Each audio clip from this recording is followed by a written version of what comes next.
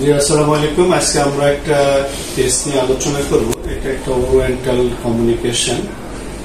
সেটা হলো অন্য একটা চেম্বারে একজন ডাক্তার সাহেব ওনার দাঁতটা ফেলতে যান।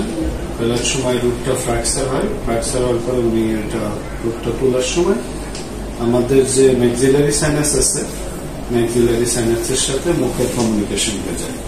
তো এর কারণে ওনার কি অসুবিধা হয় সেটা হলো উনি যখন লিকুইড জাতীয় খাবার খান সেটা মুখ থেকে নাকে চলে যায় এবং নাক দিয়ে বের হয়ে আসে।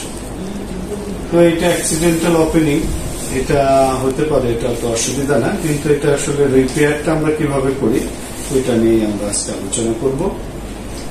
তো এখানে আমরা রিপেয়ার করার জন্য এখানে আমরা একটা ভার্টিক্যাল ইনসিশন দেই। আগে আমরা একটু কমিউনিকেশনটা দেখি। এটা হলো যে কমিউনিকেশন উপরের চলের লাস্টের দাঁতটা ফেলার পরে এই ঘটনা ঘটছে। পরে এটা আমরা রিপেয়ার করার জন্য এখানে একটা আমরা ভার্টিক্যাল ইনসিশন দিই এবং রেট্রোমুলারে আমরা একটা হরাইজন্টাল ইনসিশন দিই। হরাইজন্টাল ইনসিশন দিয়ে আমরা এই ফ্ল্যাপটা তুলি। এটাকে আমরা মিউকোপেরিওস্টাল ফুল থিকনেস ফ্ল্যাপ বলি।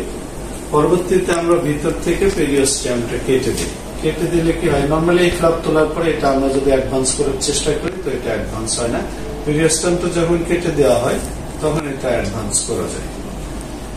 তো এটা তো এখানে আমরা পরে এদিকে এবং এদিকে অ্যাডভান্স করে এখানে আমরা স্ট্রেস দিয়ে দেই।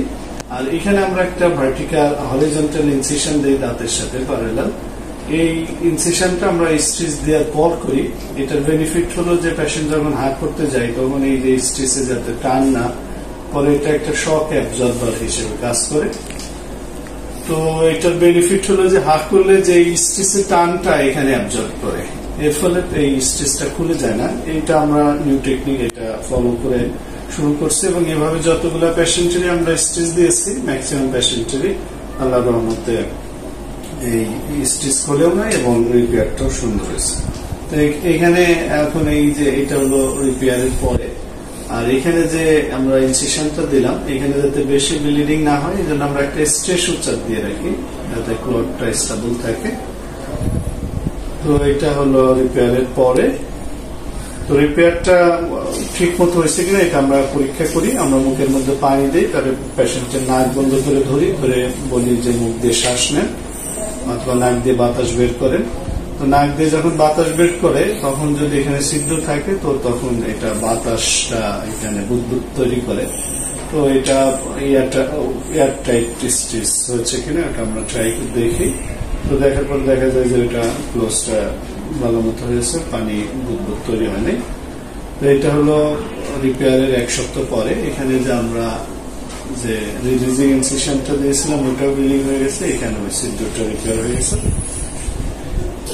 হ্যাঁ, এটা হলো এখানে সুন্দর মতো দেখা যাইতেছে। এখানে যে ইনসিশনটা দেওয়া হয়েছিল এটা রিপেয়ার এবং এটা একটু লুজ হয়ে গেছে, মাশাআল্লাহ হিলিং হয়ে গেছে বোঝা যাইতেছে। এরপরে আমরা এই যে সেলাইটা কেটে দিই। কেটে দেওয়ার পরে এটা কোনো পারফোরেশন নাই, আবার কমপ্লেনটাও সাবসাইড হয়ে গেছে।